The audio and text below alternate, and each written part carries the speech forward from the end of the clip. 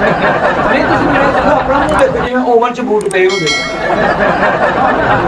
जे बाजार गई सी ਉਹ ਗੱਲ ਦੱਸੋ ਪੂਰੀ ਪਹਿਲੇ हजार ਜਿਹੜੀ 900 ਜੁਗਤ ਹੋਈ ਹੈ ਉਹਨਾਂ ਤੇ ਇੱਕ ਦੱਸ ਦਿਓ। ਤੋਬਾ ਤੋਬਾ ਤੋਬਾ ਚਲੋ ਤੋਬਾ ਕਰ ਲੈਂਦੇ ਪਹਿਲੇ ਮੈਂ ਫਲ ਵਾਲੇ ਕੋਲ ਫਲ ਲੈਣ ਗਿਆ ਮੈਂ ਕਿਹਾ ਚਲੋ ਜਲਦੀ ਬਾਹਰ ਦੇ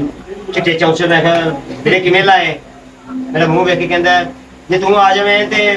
ਇਹ ਵੇਖ ਕੇ 1.25 ਕਿਲੋ ਪੂਰੇ ਹੋ ਜਾਣਗੇ ਉਹ ਮਰੇ ਮੈਂ ਤੇ ਆਪ ਲੈਣ ਆਇਆ ਮੈਨੂੰ ਵਿੱਚ ਤੋੜਨੇ ਸੱਚੀ ਮੁਝੇ ਗੋਸ਼ੀ ਸਾਹਿਬ ਦੀ ਸਿਹਤ ਤੁਸੀਂ ਵੇਖ ਰਹੇ ਆਡੀਅנס ਹੈ ਸੱਚੀ ਗੱਲ ਆ ਮੈਂ ਬਹੁਤ ਹੀ ਵਧਾ ਕੇ ਦੱਸ ਦਿਆਂ ਮਗਰ ਥੋੜੀ ਬਹੁਤ ਸੱਚੀ ਆ ਇਹਨਾਂ ਨੇ ਬਾਂਡੂ ਸਾਹਿਬ ਨੂੰ ਕਿੱਕ ਮਾਰੀ ਤੇ ਉੱਤੇ ਨਿਕਲ ਗਏ